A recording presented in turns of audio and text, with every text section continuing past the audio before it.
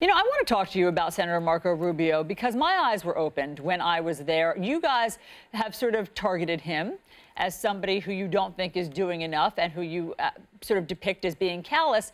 But, you know, I had a chance to talk to Scott Beagle's mom.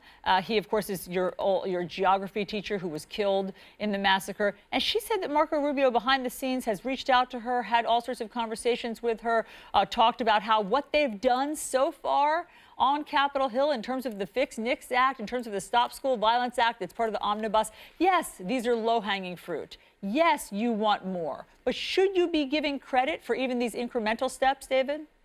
I think it's important to realize that it's good that we're having these incremental steps, but just like we saw in Florida, where we rose the age to 21, you can still purchase a gun at the age of 18 if it's a private sale. And like with many of the laws that they're passing right now, where they tried kind of fixing the Dickey Amendment, they didn't give any more funding. What they did is they said, like, you officially can do research, but we just aren't going to fund it. And they're leaving a lot of loopholes in here and trying to seem like they are doing things, when in reality, these laws have more holes than Swiss cheese. I understand, but I guess my point is that if you're trying to get everybody together, if you're trying to have solutions, do you think it is helpful when you say things like, Marco Rubio is putting, you know, for $1.05 or whatever your coupon said, that's how much he values students? I mean, do you think that's unnecessarily provocative? No, I think it's not enough I don't think it's even provocative enough, because Marco Rubio is still supported by the NRA, which works to ensure not the safety of gun owners and the safety of Americans everywhere, but to ensure that they sell more guns.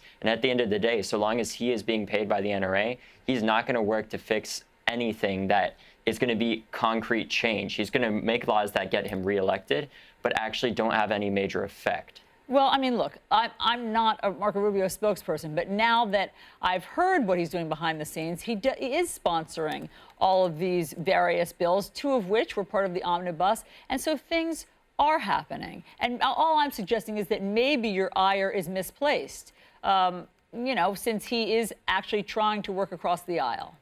Yeah, I think it's a great step that he's trying to work across the aisle. But I think so long as he's supported by the NRA, no matter what he does, there's always going to be loopholes in anything that he does, because we've seen again and again, we've passed gun legislation in this country, and at the end of the day, you can pass as many laws as you want, but if those laws are not very strong and they have so many loopholes that the NRA works so hard to ensure that they aren't going to be strong enough. So, Lauren, they're just not.